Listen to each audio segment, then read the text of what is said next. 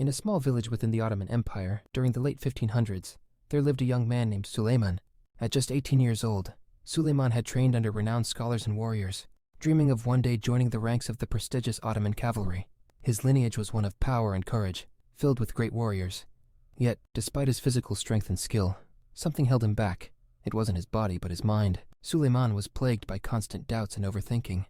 During training, while others moved with fluid precision, he second-guessed every move. His thoughts raced. What if I fail? What if I bring shame to my family? What if my future is doomed? These fears clouded his judgment and held him back from reaching his true potential. This habit of overthinking wasn't new.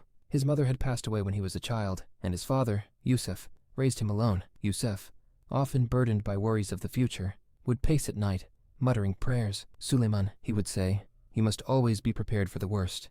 Anticipate every possible disaster. These words, meant to prepare Suleiman for life's hardships, instead filled him with anxiety.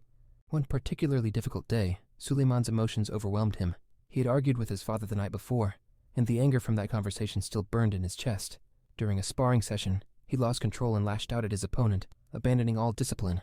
His instructors pulled him away, furious. Suleiman, control your mind, one of them shouted. A true warrior is not just skilled with the sword but has mastered his own heart. Before Suleiman could respond, an elder stepped forward.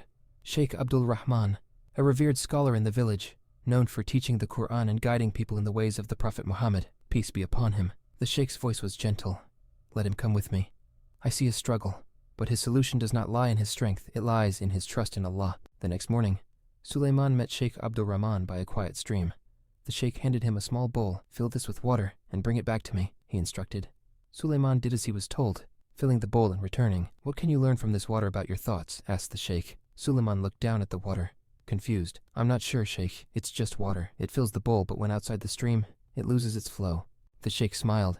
Indeed, and like this water, your thoughts, when they leave the natural flow of trusting in Allah, become trapped. You're trying to control your fate, Suleiman.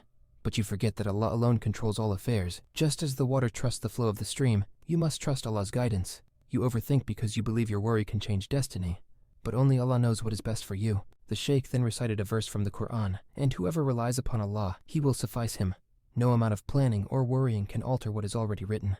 Sabr, patience, and tawakkul, trust in Allah, are the keys to overcoming your overthinking. Your anxiety stems from a fear of the future, but that future is in Allah's hands.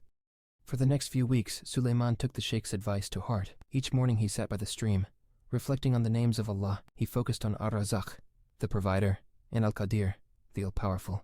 With each breath, he reminded himself that Allah is in control, and as he exhaled, he released his worries about the future. Gradually, Suleiman learned to let go of his obsessive thoughts. He stopped trying to control every outcome, and instead placed his trust in Allah's wisdom.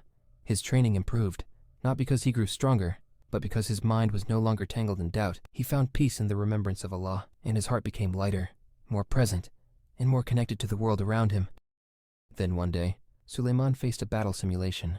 In the past, he would have overanalyzed every move, paralyzed by fear of making a mistake.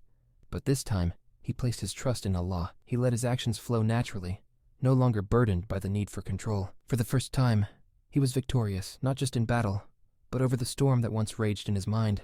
As he stood in the aftermath, the words of Sheikh Abdul Rahman echoed in his heart. When you let go of trying to control everything and place your trust in Allah, that is when you are truly free. Thank you for watching this story of overcoming overthinking through faith and trust in Allah. If you found it inspiring, be sure to subscribe to As-Sabr for more Islamic reflections and powerful life lessons.